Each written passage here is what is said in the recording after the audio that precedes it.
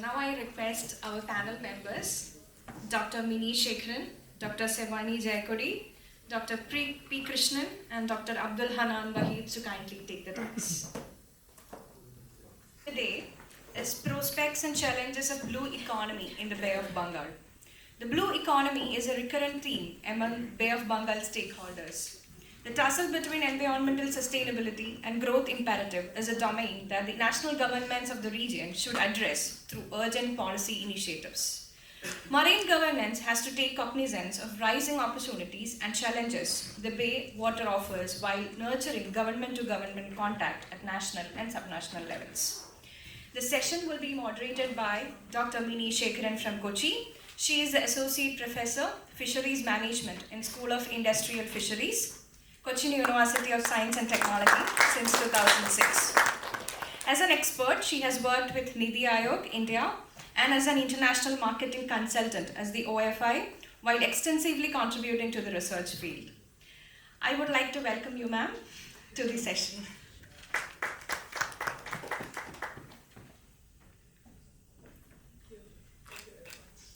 I also welcome Dr. Sevani Jayakodi from Sri Lanka.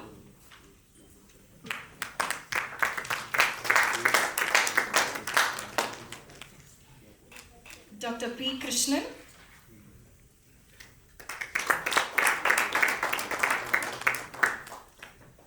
And Dr. Abdul Hanan Wahid.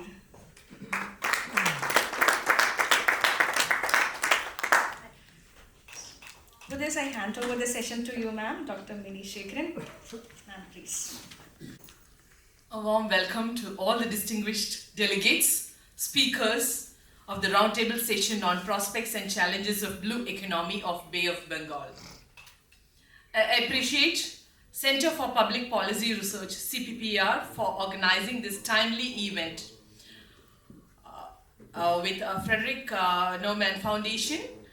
I also wish all the very best for all your future endeavors. Sincere thanks for giving me the opportunity to chair the session. Well, sustainable ocean economy and ocean health is now a top priority in policy researches, in line with SDG goals. If you take a look at the World Bank definition, it clearly presents the prospects of the blue economy, sustainable use of ocean resources for economic growth, improved livelihoods and jobs while preserving the health of ocean ecosystem.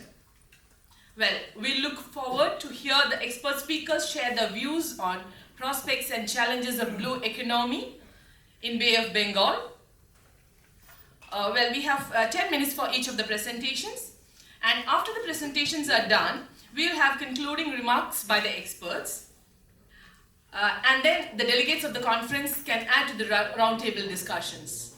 Well, at the outset, may I invite Dr. Abdul Hanan Wahid, CEO, Maldives Qualification Authority. Dr. Hanan is currently the Chief Executive Officer of the Maldives Qualification Authority, MQA, appointed by the President of Maldives under the new Higher Education and Training Act at the level of State Minister. He has established himself as a current affairs analyst in the Maldives and appears on a weekly live TV program called World on the local TV channel, VTV channel. Currently, he is also editor and writer for the Maldives Business Standard, the only online business newspaper in Maldives, published in Dwivehi and English. Well, may I invite Dr. Abdul Hanan Wahid for the talk. Good morning, everyone. Dr. Carsten Klein, Regional Head of FNF South Asia.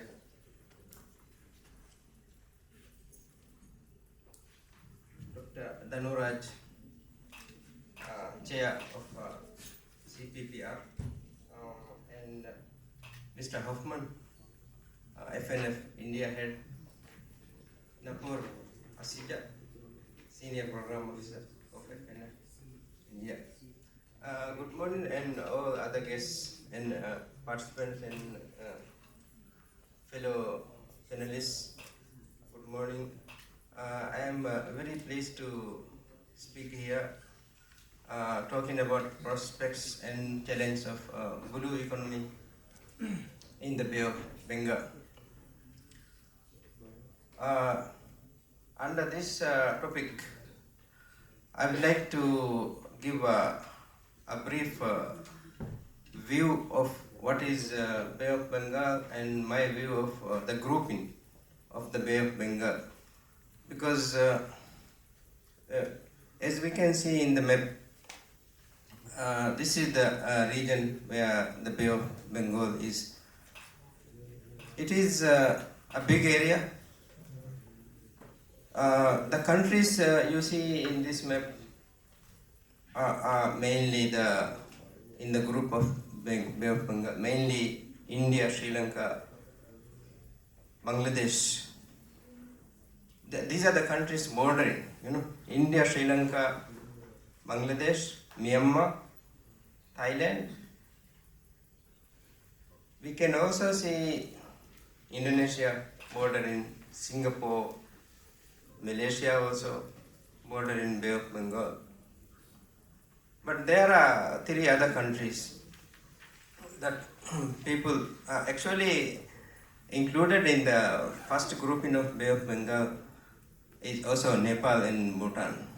It is not bordering, but included in the first group. And also there is another country that doesn't border Bay of Bengal, but increasingly included in the grouping of the Bay of Bengal. We can't exactly see the name of that country, but that country we can see, that is Vietnam is also. So altogether 11 countries are included in the Bay of Bengal. In the first grouping we see 7 countries when the initiative for multi-sectoral technical and economic cooperation, BIMSTEC. I think yesterday also BIMSTEC was repeatedly mentioned. It was created in June 1997. So like 25 years since the creation of BIMSTEC. Even last night we saw that BIMSTEC is quite organized nowadays because there are regional offices and representation by countries. So 7 countries which are officially regarded in the BIMSTEC: India, Bangladesh, as I told you, Thailand, Sri Lanka, Myanmar, Nepal and Bhutan. Nepal and Bhutan doesn't border, but included in the grouping. I was wondering because I am from the Maldives. Maldives also doesn't border Bay of Bengal, but very close. So while Nepal and Bhutan is invited, are invited to the group, I was thinking, why not Maldives also? We are also very close. And Singapore, Indonesia is very much frequently mentioned in the grouping, but not Malaysia and Singapore. I wonder why. But Malaysia and Singapore borders Bay of Bengal, we know, and Vietnam doesn't border. When we look at the size of the Bay of Bengal, I always like to talk about these initial introductory aspects of issues. So I think that is important for us to understand, especially because today I am the first speaker. I think it is important to know what is Bay of Bengal, what are the countries, what are the groupings, and also the size, because that gives us the impression of the enormity and potential of Bay of Bengal. If we don't know the size, we don't really realize that. I told you about these countries, initial 7 countries, and then when you include Singapore, Malaysia, Indonesia, and Vietnam, you get different figures when you include and don't include some of these countries, because it makes difference. For example, if you exclude Indonesia, for example, it's a big country, around 377 million people. GDP is also very high. So when we count the size of the Bay of Bengal itself, including all these countries, 7 million square kilometers. Mostly it is sea, the area is big. Population, last night I counted, so I didn't rely on research papers because I did research last night. Population is at least 2 billion, so it's very high. You see, we can just think India is around 1.4. Increasingly we are not saying 1.3, we are saying 1.4 billion India, and then you have Indonesia, 377 million people. Bangladesh, 167 million, and then if you include Vietnam, it is around 103 million. You see, and Malaysia also has a sizable population, and bigger populations in Myanmar and Thailand. And you have Sri Lanka, Nepal, and Bhutan. So altogether, at least 2 billion people. And also, I have counted their GDP from a reliable source last night. That is CIA fact book, not Wikipedia. So you can rely on CIA fact book. I have calculated, excluding Vietnam, it is 15.3 trillion US dollars, the size of the GDP of these countries. And if you include Vietnam, it becomes 16 trillion plus. So you can think of the size. Then we are increasingly linking the Bay of Bengal to blue economy. So for that also, I think we should understand what is blue economy, why it is blue. It is more like when we say green energy, similar concept, blue economy. It's very correlated, I think. Blue economy becomes when it is green energy, when you harness green energy. In short, it becomes blue economy. Sustainable development of the oceans and coastlines surrounding a region, in this case Bay of Bengal, to have integrated approach for economic development and environmental sustainability that is based on the resources of oceans and coastal areas. So I think we can understand when we relate to Bay of Bengal, it's about coastal areas and oceans. Economic potential of Bay of Bengal, I think looking at the size of the GDP now, you got the impression it is very huge. Recent discoveries in terms of the natural gas in the offshore areas of Myanmar, Bangladesh and India, the basic energy equation of the region has changed. Always there are new finds, new explorations of gas and oil. And so there are recent explorations and findings, like from India.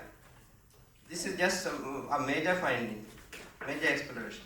4 trillion of cubic feet of gas. That's a lot. And in Myanmar, at least 6 to 10 trillion cubic feet of gas. And there is a major finding from Bangladesh, by the way. This is huge. This is what they call gas hydrates of 17 to 103 TCF, trillion cubic feet. I think this is impressive. So I think Bangladesh is in the process of confirming this finding because this is huge. So now we know if we use this, we have the potential in this region. location with the connections of Malacca Straits and South China Sea, this strategic location is important, and it gives potential to the region where there are major oil and gas producing countries, Malaysia and Indonesia. You know, in Malaysia they produce a lot of oil and gas, and more so from in Indonesia also. Indonesia is also, I think, a member of OPEC. The economic size of the Bay of Bengal group is expected even to grow more to the same level as the BRICS. You know, BRICS is the grouping of Brazil, Russia, India, China, and South Africa. So, to be reached same size it was in 2006. Also, the average per capita of this group is already higher than that of BRICS in 2001. So, it is slowly catching up. Areas of cooperation. These countries have been cooperating in these areas. Oil and gas, energy and CO2 emissions, which is also important for nowadays. Maritime security and terrorism, infrastructure, tourism, higher education and research. Renewable energy resources in Bay of Bengal. So I have found that there are a lot of efforts on harnessing tides as a source of electric power along the Bay of Bengal. There are some projects already going on, maybe not big, but they have already started, especially in Bangladesh and India. And yesterday also our experts were mentioning about the potential of hydroelectric power in countries like Bhutan and Nepal. It is also happening. In case of Bhutan, many times when I meet Bhutanese, they say they have been exporting electricity generated through hydroelectric power to India. Wind energy, I think we have never heard of this effort. But when we talk about renewable energy, there should be a mention of wind energy, because that is happening in countries like Netherlands, France, USA, many countries around the world. And solar energy also, you can't forget about solar energy, because we have it all the time in every country. Every day we are having it, so we should harness it. Challenge for blue economy. There are challenges for this region. We are on a highway to climate health. This is a catchphrase used by the Secretary General of UN recently. We are on a highway to climate health with our foot on the accelerator. So it is serious. It is a challenge. If we are on a highway to climate health, then that means we have to get serious. Highway to climate health. So we have to get serious about this, and in our region also we have to think about renewable energy to avoid this. The region is particularly vulnerable to extreme climate events such as storms, cyclones, and heavy rainfall. I think these Bangladeshis and people in West Bengal and some other states of India have been experiencing this, and millions are affected. Sea level rise is also a major concern for countries like Maldives. Increase in degradation, overexploitation, and depletion of ocean resources, habitat destruction, marine pollution, rise in population, and the effects of climate change. These are the challenges for our region. And we face problems from land due to heavy reliance on agriculture, also because of heavy populated coastline and large coastal areas. And as a last point, we have to acknowledge this. This region has the least capacity to respond for all these challenges, even though it will be hit hardest soon. Thank you very much. Well, now I'd like to introduce our next speaker for the day, Dr. Preet Krishnan. Dr. P. Krishnan is currently the director of Bay of Bengal Intergovernmental Organization, a regional fisheries body with Bangladesh, India, Sri Lanka and Maldives as members. He is a fisheries expert by training and has served as a scientist for over 20 years in Indian Council of Agricultural Research, ICR, under the Government of India. Dr. P. Krishnan has undertaken over 25 institutional and transdisciplinary research and development projects. He has developed 6 IT applications for evidence-based decision-making in various fields. It's my honor to invite Dr. P. Krishnan to deliver his talk. Very, very good morning to all distinguished delegates and then scholars who are on either side of the dais. I'm really pleased to be here for this international conference. I represent Bay of Bengal program. It's an intergovernmental organization with a focus on fisheries, resource management, ecosystem conservation, and then addressing lively issues through policy advocacy and then capacity development. Our member countries, as you said, like all the 4 South Asian countries. And we are discussing about blue economy. I'll center my discussion with a specific focus on fisheries. And we all know like there's a heightened interest among the countries about this blue economy, and then it's we'll be aware like in 2015, as early as 2015, all the Indian Ocean Rim country premiers, they recorded like the significance of this and the need for cooperation among the countries for sustainable development. And almost 18 countries agreed to this declaration, where 3 of the member countries, like Bangladesh, India and Sri Lanka, were also there. And one major thing is like during this they recognize like it's a multi-sectoral domain, and then apart from fisheries and aquaculture, there are sectors like renewable energy, seaport shipping, offshore hydrocarbon, and of course, as our earlier speaker also highlighted, like there are so many other sectors. And following this, countries have taken independent efforts to have consultations and then to draw policies specific to the countries. India has come out with a 6-pillar framework for identifying the priorities of blue economy development in India.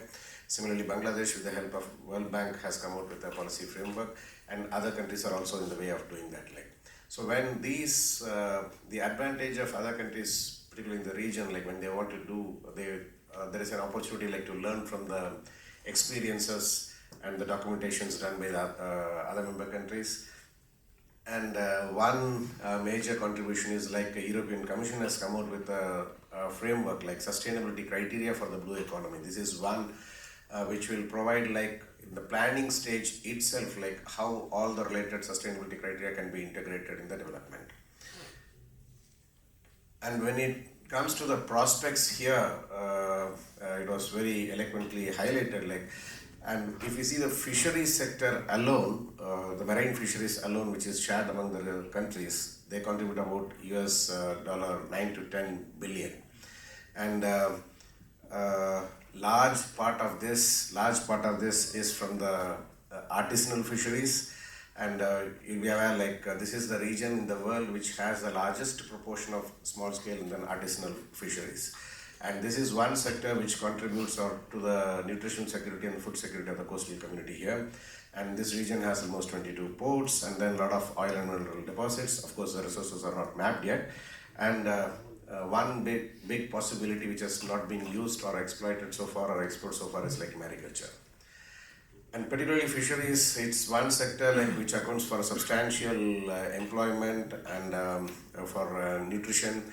And in terms of nutrition, if you see the other graph, like compared to the amount of contribution of fish to the overall protein, we stand less in terms of the world's, the level where the fish is contributing in the world.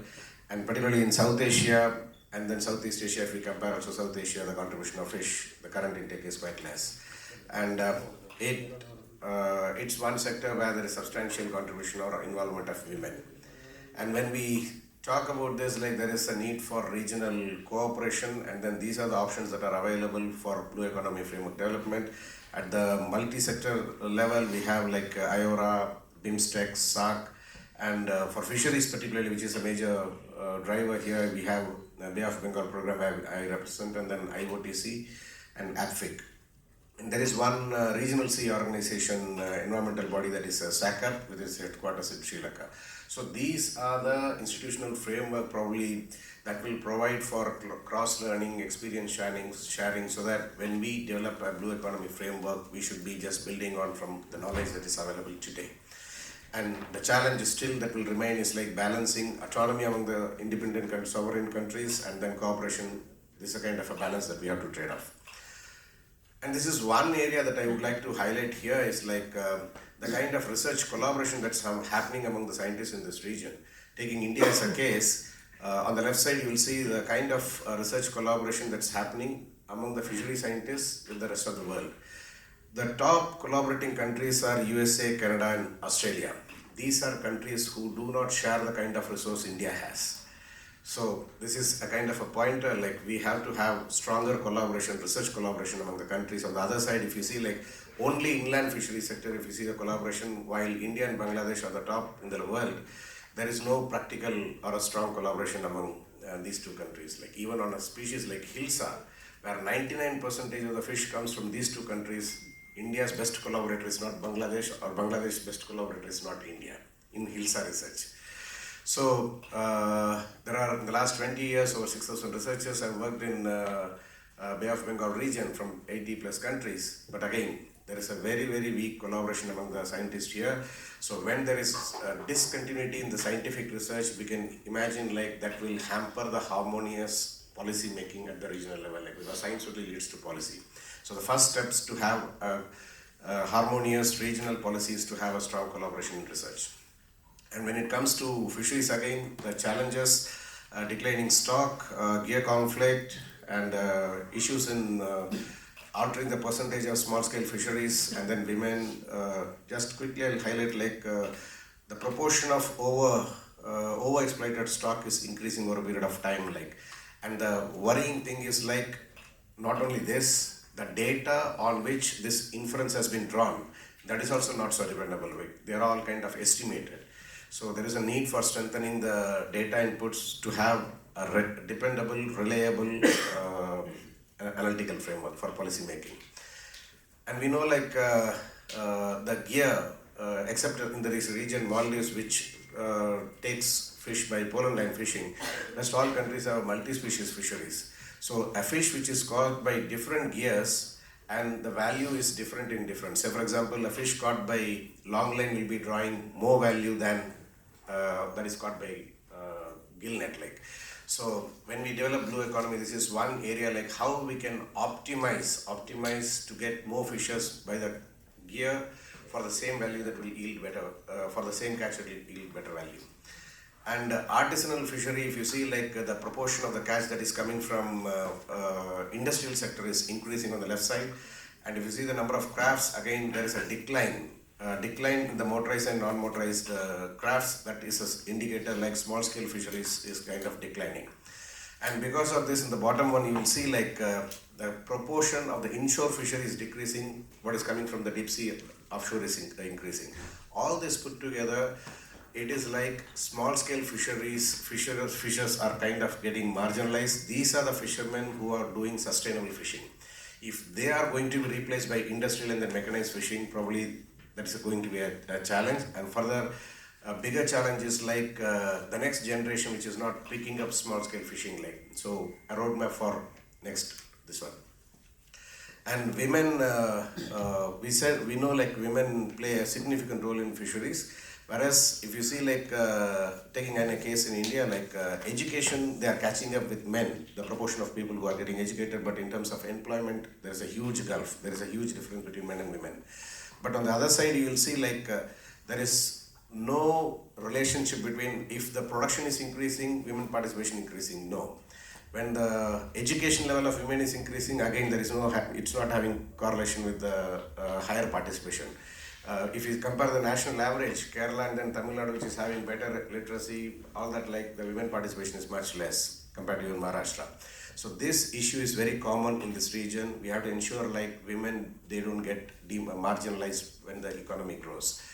And a recent paper, like it's a wonderful one, like which has identified the ocean sector interactions in blue economy, identifying close to 19 different sectors, how they closely interact, and positive and direct and indirect relationships, how one sector affects the other. And some are having positive, antagonistic, or synergistic reactions. So what we can see is like fishing is one which is having the maximum interaction with others, followed by tourism, drilling, and shipping. So we may have to take care of note of this. And this probably other countries may note, like this is an application which is available free. We can see based on the country level data, we can generate what is the extent of interaction. So we know like whatever happens in the sea, finally the impacts ends on the land. And already there are so many stresses on the land, like so when blue economy is expanding, we may have to see like how things will be impacted here. And when India's plans of expanding with the Sagarmala, a lot of ports, this is the plan with all the countries in this region. So it is going to have impact on additional other issues related to traffic or collision. Even in countries on the other side, you can see like Japan, US, they are reporting higher instance of collision and all like. So when this region, which is not as developed in technology, probably will be having much more issues like this. So when we prepare, the roadmap is like we have to develop methodological frameworks on various aspects. The policies have to be future ready so that they don't become a kind of an impediment for the plans that are envisioned in blue economy. And capacity development and enhancement, and second is like technology diffusion from learning from others like. And also we have to just have 2-3 slides like. So there is also a need like within fisheries, we have to do a kind of a sectoral analysis like which one in which country has to take a lead.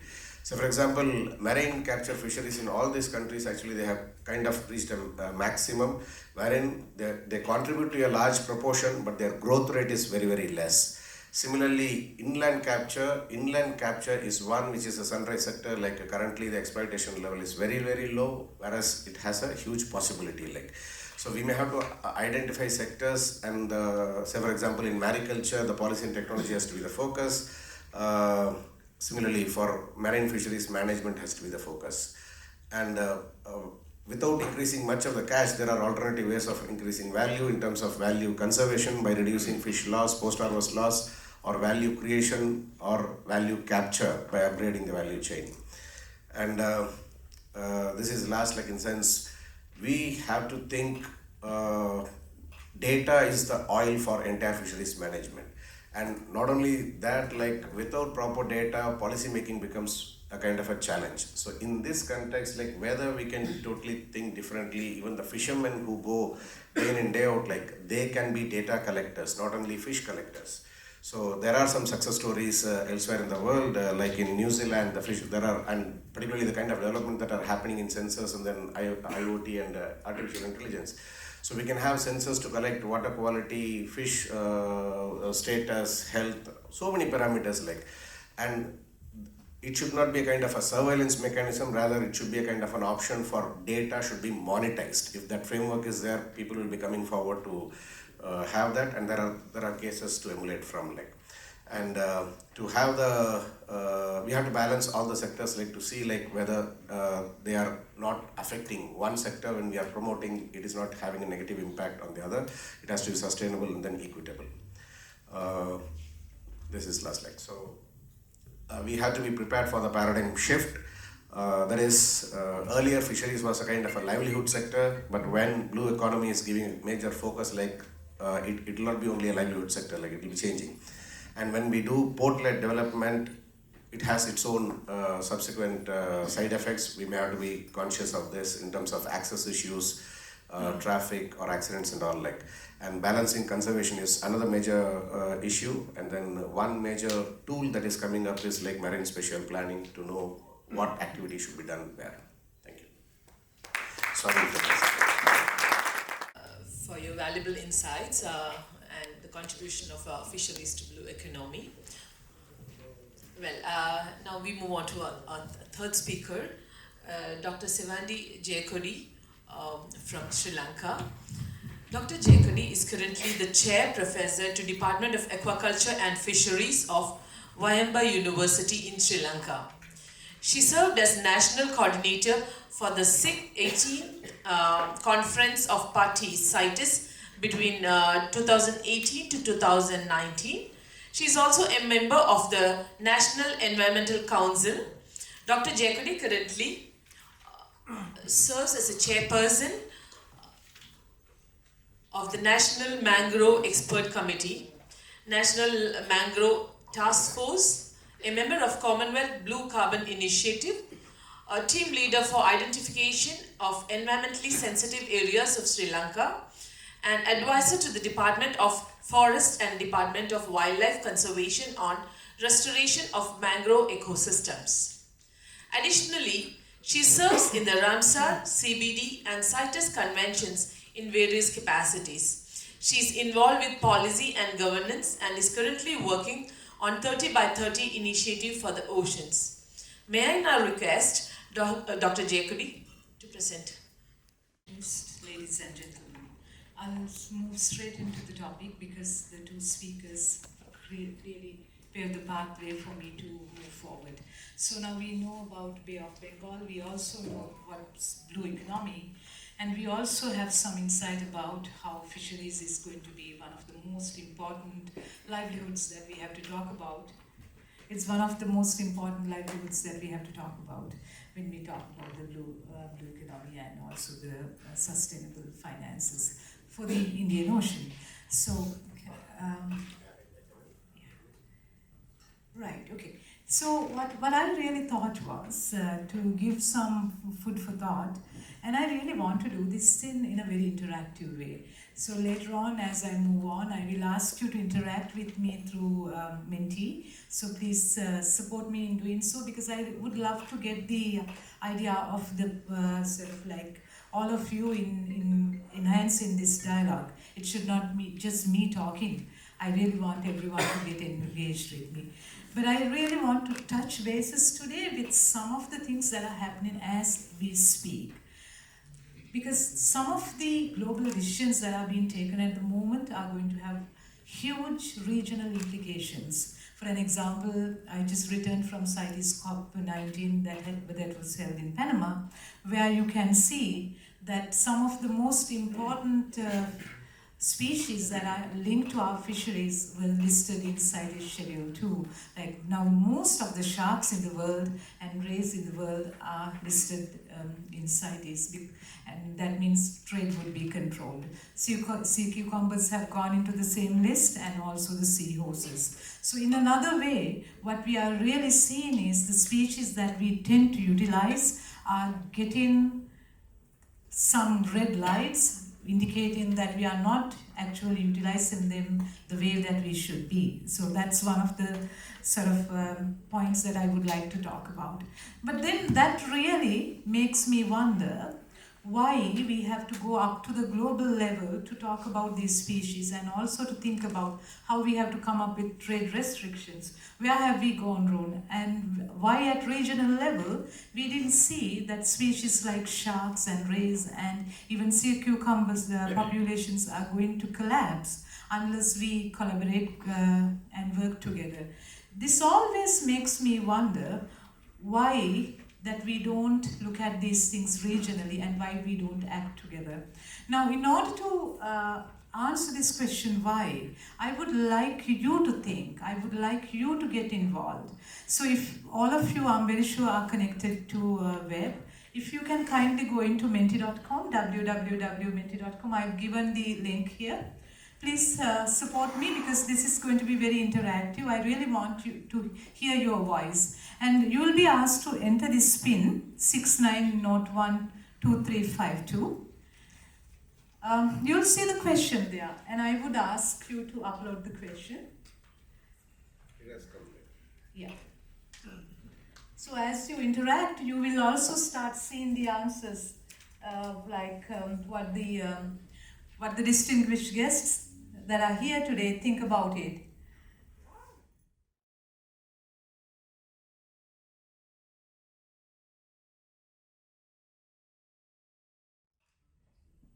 Yeah, please leave it as it is. Okay, I can see some words coming up. So what factors have prevented us taking collective decisions before the decline collapse of some natural resources in Bay of Bengal? Data policies, working in silos, very correct, yes. Law on priority. I really would like to hear the voices of many more. If you can actually get into the menti.com, it will be really good.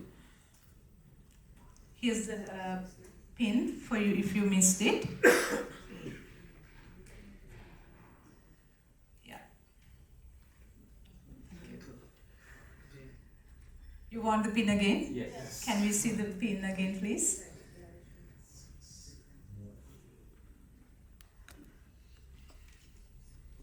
You may enter all the words. This was unawareness.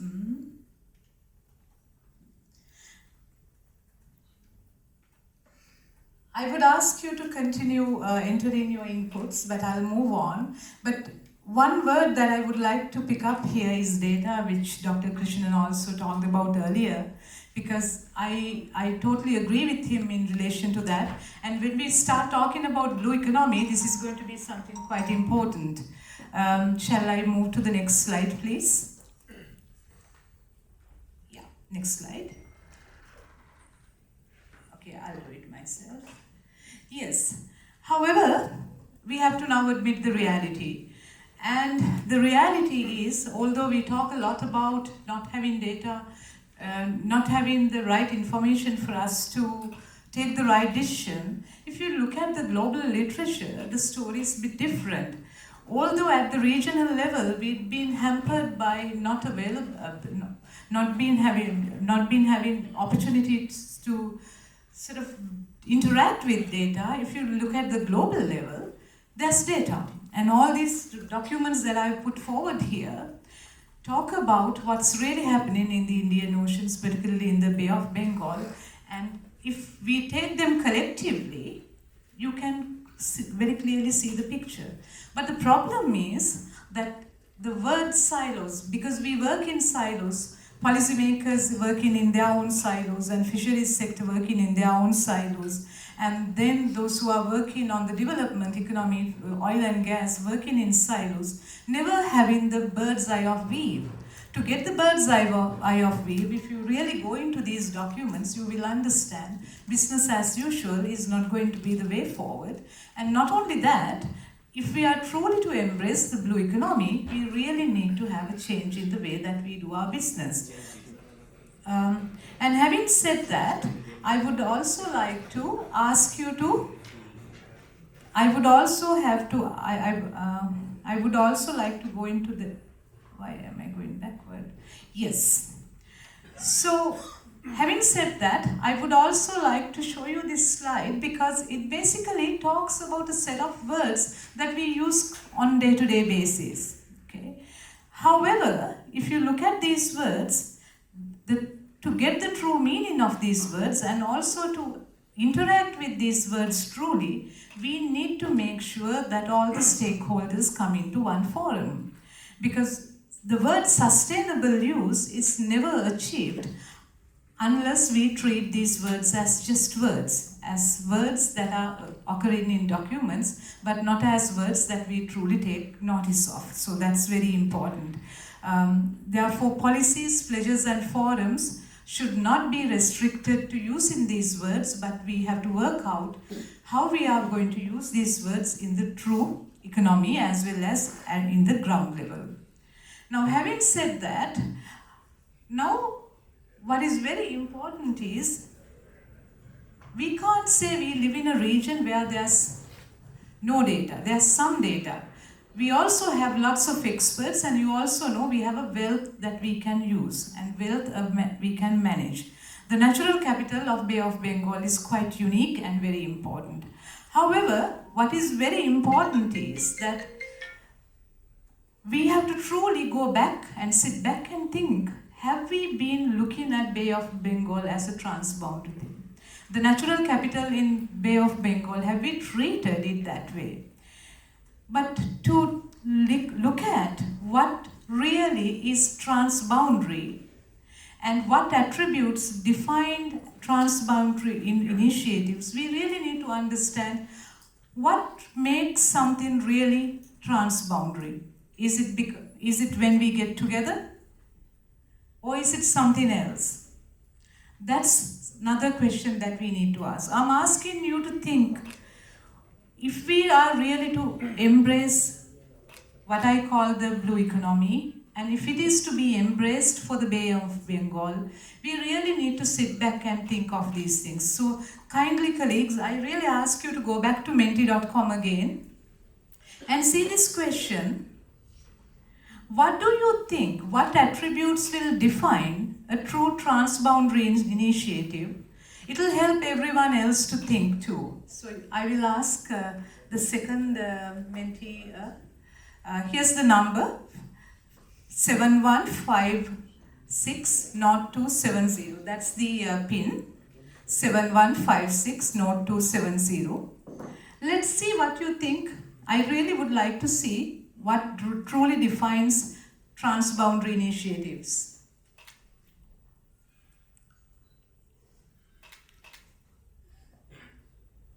All right, now I have a lot of, no, the other one, not this one.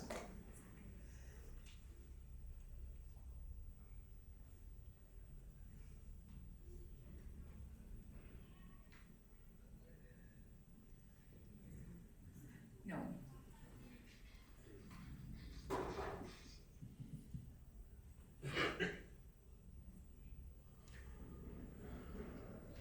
No. Okay, maybe what I could do is, I could ask that question, simply I can ask the question. Maybe that's the way forward, rather than waiting for the mentee to let me get the answers. Can someone tell me, can I go back to my presentation please? Yes. What do you think, what attributes can truly define the transboundary initiatives? Is it a common project? Something that has really scaled. Something that can be scaled up. Has scaled. Has the scale. Anything else? Yes? I think the realization that these resources are regional commons. Realizing that they are regional common. Thank you very much, Professor Kolambage. That's a really important thing. Yes. So what I really want to tell you is that time has come for us to look at what would define transboundary initiatives, because we've been working really not looking into these things. I'm asking you to go back to the core and think how we can rechange, because I told you business as usual is not going to help us. And then I would also ask you to later think about, are there such transboundary initiatives that has the scale, that really looks at the natural capital as belonging to us, those who live in the Bay of Bengal, right? But what I really want to tell you is, even if we are not ready, we will have to embrace some, because the world wants us to embrace it. World wants us to go for the to sustainable development. World wants us to go into the blue ocean economy. Therefore, we really need to do so, and we have to, because otherwise, business as usual in Bay of Bengal is not going to help us. So to do that, there are ample opportunities that we need to capture now. 30 by 30 is one such initiative.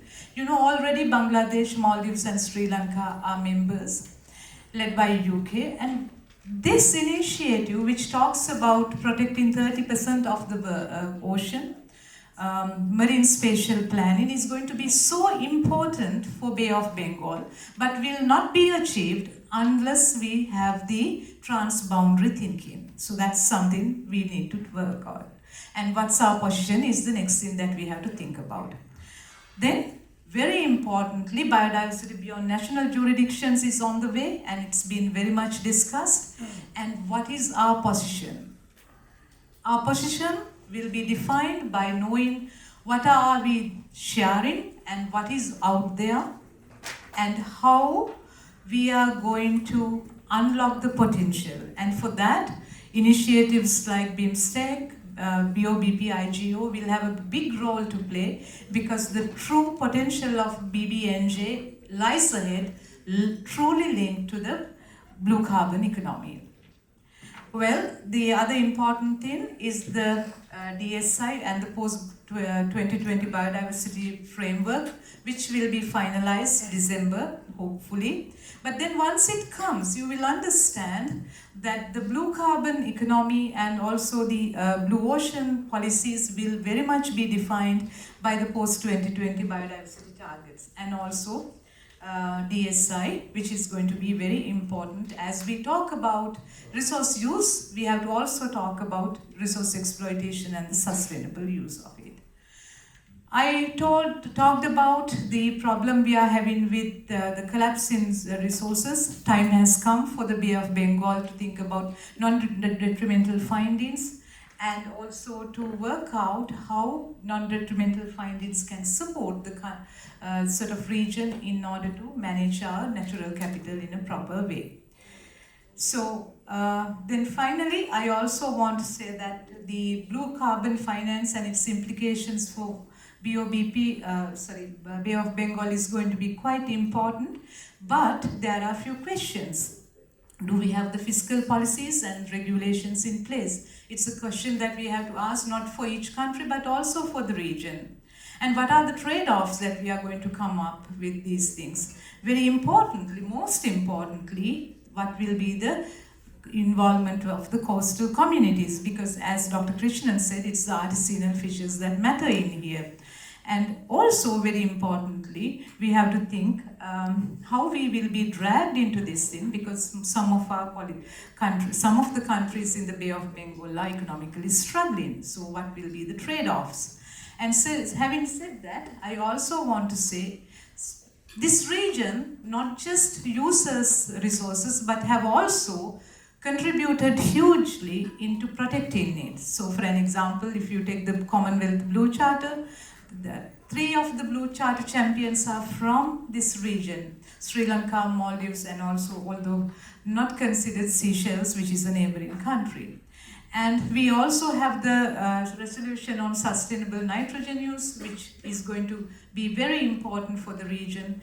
And also, I must tell you that the 1st of March has been declared by the World Seagrass Day, and it was also done by this region. So we are talking about natural capital management, blue resources, blue economy, but at the end of the day, business as usual is not going to help us. Future, I think, requires working together and also having agreed policies with the new development for every new development, and transboundary initiatives and real-time data sharing, but also most importantly, governance that balance ecological and human well-being. That's where the core is. Thank you very much. May I invite questions from the audience, delegates gathered here? As we brought out, this area is full of traditional fishermen. And Dr. Krishnan will be aware that we had done some studies earlier where how to conserve and reserve this thing. And the committee had expended that certain areas should not be fished at one time, they should be left free and move on. But there was tremendous hue and cry from the traditional fishermen, we are not able to keep it.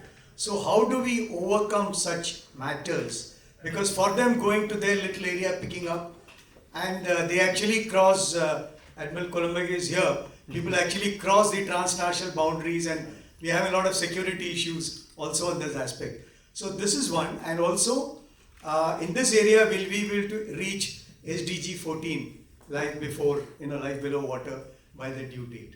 This is both the fisheries experts again. Maybe one, I fully endorse your observations. One is off late fishermen along the coast, India, in most of the countries, they have been kind of elbowed out from their rights. So currently they feel insecure. Even the data shows okay, there is a bigger industry which is coming and then taking away their livelihoods. So unless we start engaging with them now onwards very, very closely, when larger blue economy projects are coming, we are going to see a much, much bigger resistance. Even with the current level, there is resistance. So even for a good thing for them, they don't trust. We have lost trust. We cannot say like they don't trust. We have made them to behave so like we have not taken them into confidence. So this confidence building measures may have to be taken up right from the beginning itself, so that for a future 10 years later project, today the CBM should start. So that's one leg. And the IUU fishing related issues like transboundary issues. Earlier were the days like when even fishers and the community was believing like we were not doing IUU. Today technology is there, like they don't say like we are not doing. They openly say like yes we are doing, and the logic has changed, like this is our right. So something like earlier it was like there was a defense like we were not. So once they now know like okay, this is not a kind of a secret activity, there is a kind of a section of fishermen who are willing to consider options. So when options are there, the idea probably, I'm just sharing a perspective like a top down, this is the best alternative for you when we say that may not suit to the entire people. Like we may have to go with a battery of options and a support mechanism for all the options, and then a kind of an enabling independent option for the fishermen to choose. Somebody will do mariculture, somebody will do seaweed farming. If we say like only this, probably that will not suit, that will be resistance again. Like participatory approach even in designing options and then facilitating adoption may be a way forward. Like, it's just one perspective. If you have something. I have a comment related to this. This is about fish stock, isn't it? We are worried about fish stock. I'm not an expert in fisheries, but I have been following these events since many years. I have noticed that fish is, you talked about biodiversity framework, so this is related. In my opinion, from my observation, fish is more expensive and more valuable than gas and oil, because there is a threat of fish stock decrease across the globe because of again human activities. We are talking environmental problems because of human-made issues. We are releasing CO2 too much from different sources. Same goes with fish stocks. By the way many countries, many fishermen are fishing is actually causing this issue. I'm from Maldives. We can proudly say we are fishing by pole and line only.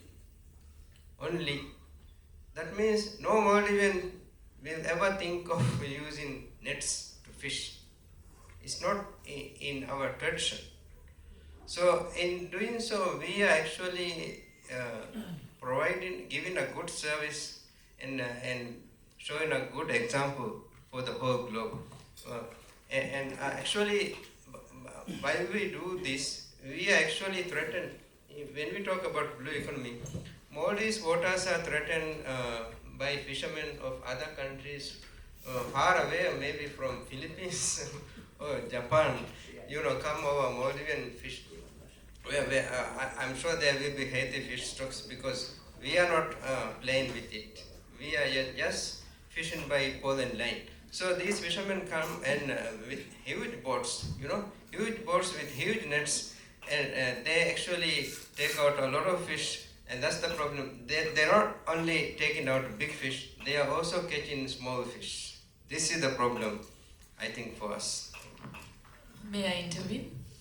Well, I understand that Maldives is a country which follows sustainability certifications very well, and we must be emulating such certifications because they take care of the stock, all the procedures like stock assessment, all the criteria of fish capture to the final value chain, they are following that, and that would be it would be very good to emulate such sustainability certifications in all Bay of Bengal, the countries related. All right. Just to add something, food for thought, I would like to ask from you, what do you think is the value of a dead fish and a live fish? I think that's the kind of thinking that we need to have now. Because we have in the region, one country, if I take Maldives, that now to have turned the economy towards the live fish. So shark conservation that is leading to shark fishery, which is giving more income for the fishermen than actually catching it and killing it. So what really requires now is for us as scientists and policymakers to go out of the traditional box and work out, okay, how do we retain the resource but also utilize it in new ways, in new forms, so that it is really going to support the people that have been using it, rather than thinking about replacing, translocating communities. Marine spatial planning now need to really embrace the fact that communities wants to live in their area and they want to be with their traditions. Yet what we really need to do is to twist and turn the livelihoods so that the resources are retained in a meaningful way where they see the value of having the resource, not exploiting it. It's a bit of a difficult thing, but I think that's the way forward if we are to talk about Bay of Bengal in a meaningful way.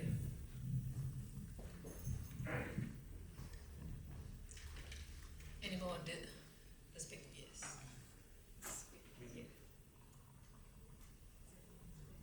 Good morning.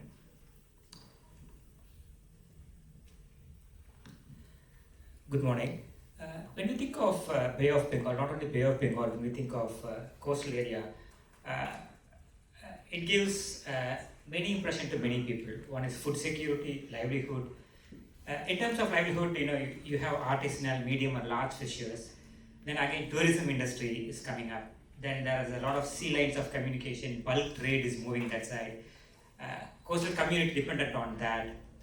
And for some it's dump yard or pollution, and there are custodians of the coastal area. And another angle is now, for the last 2 decades, you will find security gaining momentum. So how do we put all the stakeholders with one thought of developing or sustainable coastal community? Is it really possible, or is it, we have been talking for a long time. So how do we go about, I don't know, maybe the experts could throw some light on it. Thank you. Could you also introduce yourself? My name is Karthikeyan. I am from the Australian Consulate General in Chennai. Thank you.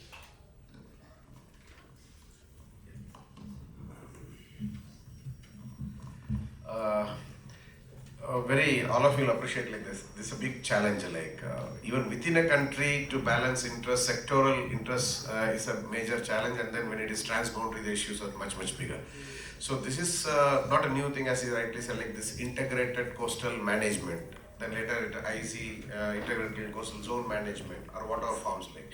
So this is one framework wherein all the sectors are structurally, they are brought together, take decisions and all. Like almost every country is piloting it in different scales.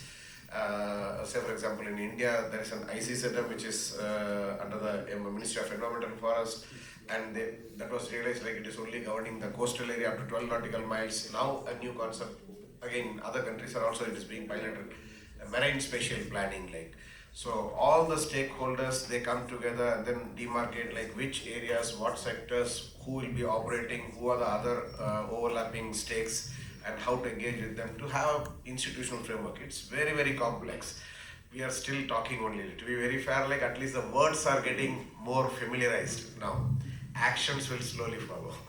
Today, words are very familiar. Yeah, bringing the stakeholders to one forum, the common agenda of everyone is that the space is limited. It's Bay of Bengal, it's delineated, and you have all your businesses happening in one spatial location. So there's no other escape.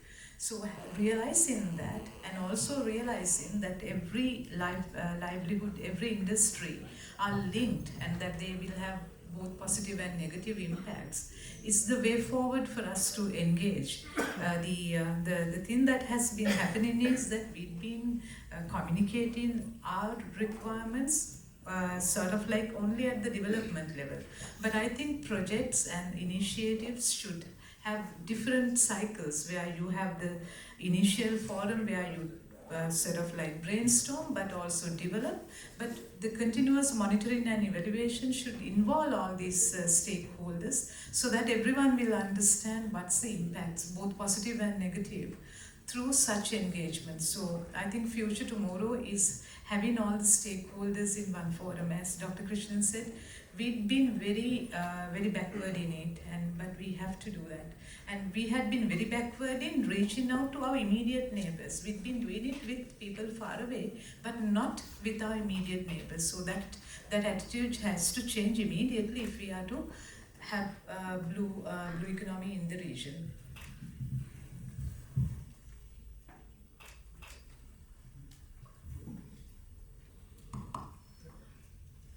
Anything else to add?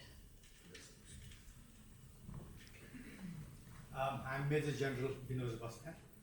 What is the prospects of the blue economy to the landlocked countries or countries that don't border the oceans?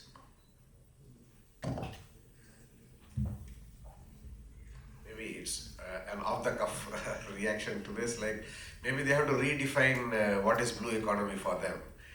They may take the freshwater resources, any other aquatic resources, how they can optimally use. Probably that is one way. Like, and they may expand the definition, then take even the water down the ground also. Like it's all. Currently, countries which are having a coast, they take only the ocean as a blue economy, as a part of the framework. Could it be like the environment or the climate challenge? Yes. Yes. You partly answered the question itself, just ask the question. This has been asked in many forums. Blue economy should not be confined to coastal countries. Anyone that benefits from the natural capital from the ocean are a part of the blue economy. So even a landlocked country, let's take something simple as salt. So anyone that consumes salts, if they can contribute to working out how saltons can be managed in sustainable way and how it can contribute to the economy in a meaningful way, you can be in a landlocked country, but you are still contributing to the blue economy. So it's beyond definition, working out how close the ocean is to the day-to-day livelihoods and also the industries that we do. How significant is the microplastics challenge to fish stock in Bay of Bengal area? I was expecting this question. It's something that compared to all the LMEs, Bay of Bengal will have to take it very, very seriously, because unlike other LMEs, we are talking about developing economies and also a large proportion of people living in the coastal area with the minimal waste management. So that the current research have very clearly indicated that all our coastal areas, not just the coastal areas, even our air is polluted with micro and nanoplastics.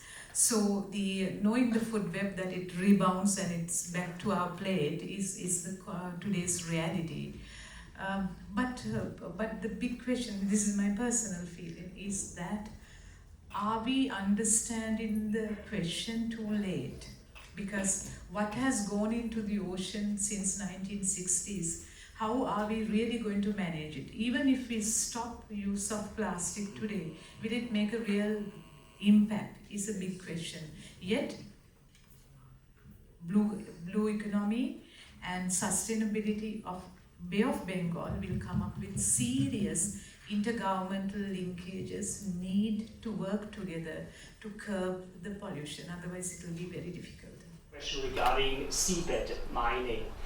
Does that play any major role in the waters? And is there a particularly sort of interaction with other initiatives and forms of prospection? And second question, is there any closer cooperation amongst entrepreneurs in the Bay of Bengal area? And do you see in a concerted form also a need for that, a better entrepreneurial economy, really economy based interaction amongst the countries. So, 4 questions. So I'll try and take one at a time. The seabed mining is being discussed yet. I don't think none of the countries in the region are truly there yet.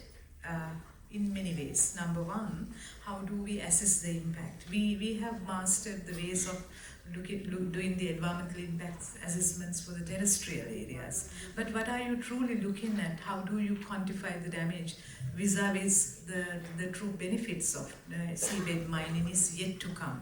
I think there's more panic about the fear than sort of like looking into how are we going to use this as a part of our own blue economy.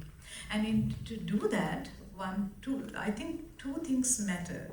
One is that the entrepreneurs need to work very closely with the environmentalists so that you work out the ways and means by which you can actually harness the resources, but also do it in such a way where the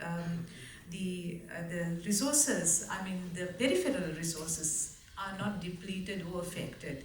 Yet the mechanisms to do that, I think, are still emerging. Like although we have certain examples coming from the Pacific Ocean, I think Bay of Bengal is not ready at all, and that's exactly why in one of my slides I mentioned that biodiversity beyond national jurisdictions is something that we need to talk, and maybe BIMSTEC can sort of like initiate such talks. But beyond that, we also need to work out for the Bay of Bengal, if we are going to go for seabed mining, how do we do that with the regional cooperation, so that I see lots of conflicts of interest the moment we start thinking about it. Did I answer all the questions, or did I miss anything? Well, if you could highlight a little bit more on the entrepreneurial aspect of it. Do you see that is really needed more in the future, that really entrepreneurs of the different sectors, the different branches, which has an enormous effect or impact on the region, do you see that they might need to work together? The question might be, is there a need for perhaps a BIMSTEC or other chamber of commerce? Like we see Yes. that within the SARC framework, where we have the SCCI. Exactly. The Chamber of Commerce, BIMSTEC, and entrepreneurs, they will have to come into a forum to work out what exactly is required in terms of cooperation. But going beyond that, I think the next important question that got to be asked is, how are we going to do this in a way where it's going to create the least amount of conflicts, and that it's also going to, how are we going to do this in a way where the benefits are going to outweigh the negative impacts. So looking at that from the financial point, looking at that from the environmental point, but also bringing in, I would say, okay, in the deep sea you may not have communities, but of course the coastal communities are going to have a big impact, whatever you do in the deep sea, because it's just one sea, one dynamic. Therefore, creating opportunities for regional bodies to get together in order to come up with a framework and a way forward for seabed mining, not just seabed mining, sort of like exploiting anything beyond national jurisdictions is a very important thing, because our EEZs are enormous. Therefore, it's very important that we do it. I truly agree with you for that. I think more researchers need to be on this particular area before taking up, scaling up the sector of seabed mining. Well, Mike, can you clarify that international seabed again? Seabed Authority. Yeah. Actually, there's an international seabed authority which allocates areas which are outside the exclusive economic zones of nations. For example, India was allocated, if I remember correctly, 1.5 million square kilometers in the South Indian Ocean. After the initial exploration, India has actually returned 75,000. Now, right now, the technology does not make it cost effective to extract polymetallic nodules from there. Whereas in common areas like BIMSTEC, for example, when the technology improves, maybe the nations could cooperate in extracting minerals. A simple example is, many years ago, we only used to extract oil from the land. When from seabed we started, there was a lot of technology, took some time, but today it's a very accepted thing of accepting actual oil and natural gas. Similar thing will come into these areas. So International Seabed Authority, if I'm not mistaken, there are 150 or 160, I don't remember the exact number, countries. So to the general's question also, those even landlocked countries, need exact rules. I think they can try and procure that particular, take that area for exploitation, and then how they use it will be their concern. Thank you. One more question. We'll be concluding after this particular series. Good morning. I'm Rakesh. I'm a writer. So my question is addressed to Mr. Krishnan. Sir, you mentioned about seeking help of fisher folk in collecting data. So do we have any case studies in this regard? Any experience in other parts of the world or? Yeah, I showed in New Zealand and then 2 other cases I have just listed. What they have been doing is identified fishermen, those who are willing to do that, and then on a pilot scale attaching sensors that will monitor the water quality. So such experimental scales are already in lake, and there are places where the fishermen are involved directly in the catch documentation scheme of FAO. Probably you'll be aware, today what the catch data we get, a fisherman from Tamil Nadu will fish in Orissa, but the landing will come in Tamil Nadu, so that will be recorded in Tamil Nadu. So we don't get the data from where the fish is caught, but where the fish is landed. So it does not help in planning. So, but there are cases even in India and rest of the countries, particularly Maldives has fully where the fish is caught, it is fully automated because the kind of fishery it is very enabling. So this is one way, not only fishing data. So the idea proposed is we can use them for any other thing, so that data can be monetized. So the fishermen will be earning more from non-fisheries kind of sources. That's a kind of a possibility we may have to pilot and then explore. Maybe if there are... Yes, I would like to add to that. World over, if you see in European countries, the customers world over have become enlightened, they are beginning to understand the sustainability, and they are willing to pay a premium for while buying fish, if the fish is from a sustainable resource. So many sustainability certifications are in place, Marine Stewardship Council, Friend of Sea, and these are all certifications happening in many countries, and we in India are also trying to implement have this kind of certifications. In Maldives and Sri Lanka, it's already in place. In Maldives is practicing it on a large scale. We are trying to do the stock of 10 species currently, and this is happening world over, and we are also trying to emulate that in India. Because customer demand is also high for resources, fish from sustainable sources. So now we need to build capacity. Capacity building is very important for fishers as well as all players in the fishery supply chains. Yes, I will make concluding remarks. I'll just read out the remarks I've made. You're done, you've all spoken, right? Yes. All right. So I'll make a concluding remark as a session chair. Blue economy is the integrated development of ocean economy with the principles of environmental sustainability, social inclusion, and dynamic business models. In the case of environmental sustainability, we must act decisively to lessen the negative impacts of human and economic activity over marine ecosystems.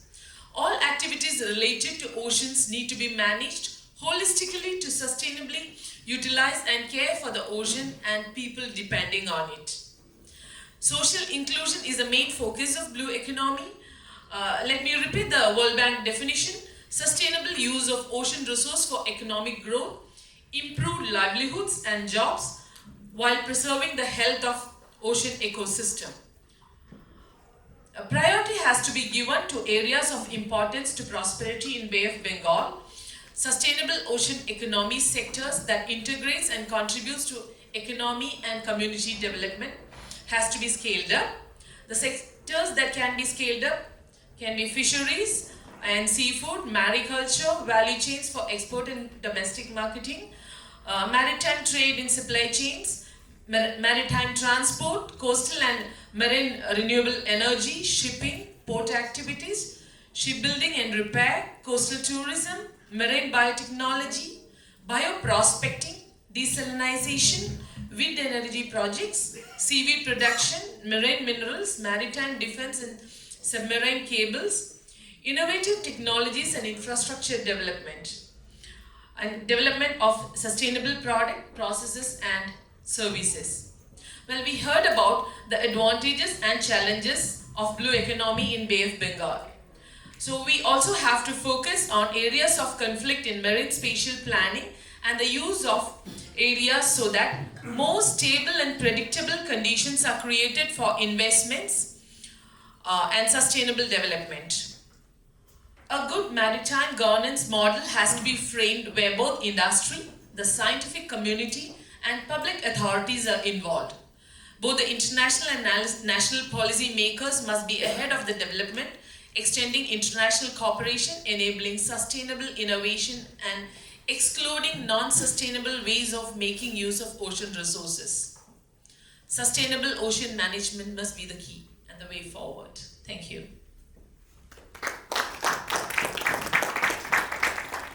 Thank all our panelists and participants for this insightful session, for all the questions, for the interactive sessions that I request Dr. Carsten Klein to hand over the mementos to our esteemed panel.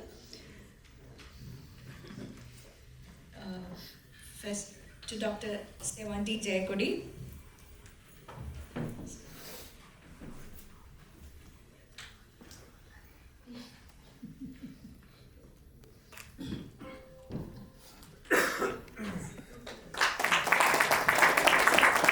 Dr. P. Krishnan.